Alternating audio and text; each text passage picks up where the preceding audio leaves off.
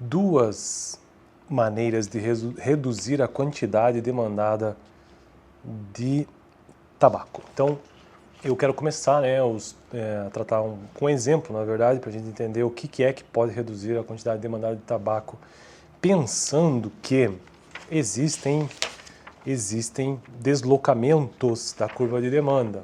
Então, é um exemplo pensando nessa perspectiva. E aí o nosso livro Texto sobre Economia Básica diz o seguinte, nesse caso: os formuladores de políticas públicas muitas vezes desejam reduzir a quantidade de cigarros consumida pela população em função dos efeitos adversos do fumo sobre a saúde. A política tenta atingir esse objetivo de duas maneiras. Então, quais são essas maneiras? Primeiro, que é o que eu vou tratar no vídeo de hoje, só que já estou tratando, e a segunda maneira acho que eu vou deixar para o próximo vídeo. Uma maneira de reduzir o tabagismo é causar o deslocamento. Veja, não é um movimento, mas é o deslocamento. É deslocar a curva de demanda por cigarros e outros produtos de tabaco. Os comunicados públicos, os alertas obrigatórios nas embalagens de cigarros e a proibição da publicidade de cigarros na TV são políticas que têm por objetivo reduzir a quantidade demandada de cigarros a cada preço. Se bem-sucedidas, essas políticas deslocam a curva de demanda por cigarros para a esquerda, como mostrado nesse painel que eu vou tentar apresentar aqui.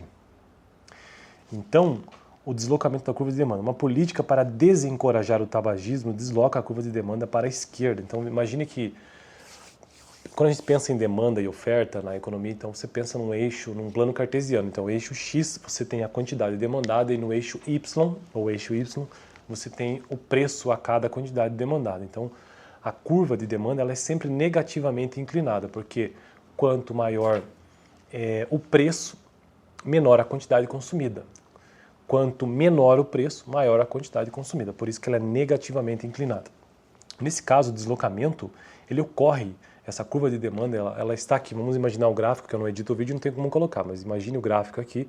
Então você tem uma curva de demanda assim, aqui.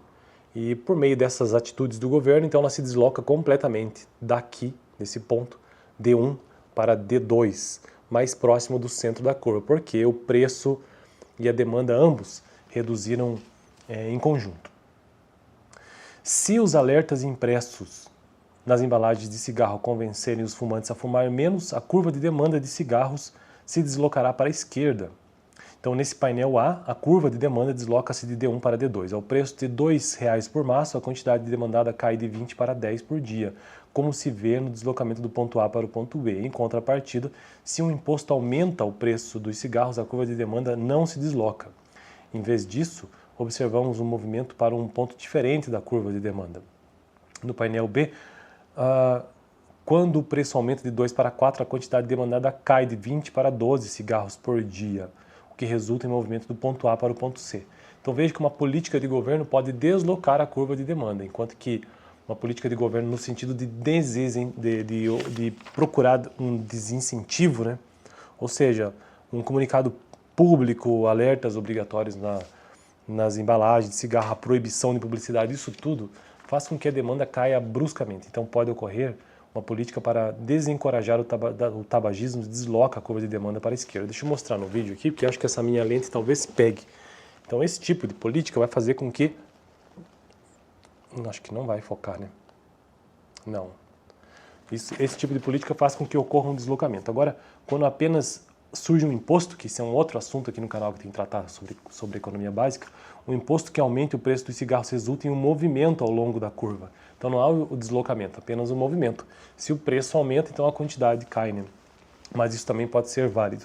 Bom, então esse foi o vídeo de hoje, apenas tentando entender que existem possibilidades aí no caso de tentar controlar a demanda por tabaco. Porque isso envolve variáveis como preço, envolve variáveis como renda, preços de bens relacionados, gostos, expectativas, números de compradores que são variáveis ou são elementos, ou na verdade variáveis mesmo, mesmo, que fazem com que ocorra um deslocamento na curva de demanda, ou também um movimento, mas geralmente mais um deslocamento. No caso, o preço, ele apenas representa um movimento na curva de demanda, enquanto que renda, preço de bens relacionados, gostos, expectativas e número de compradores promove um deslocamento. Eu vou deixar esse tema, inclusive, para eu resumir isso no próximo vídeo.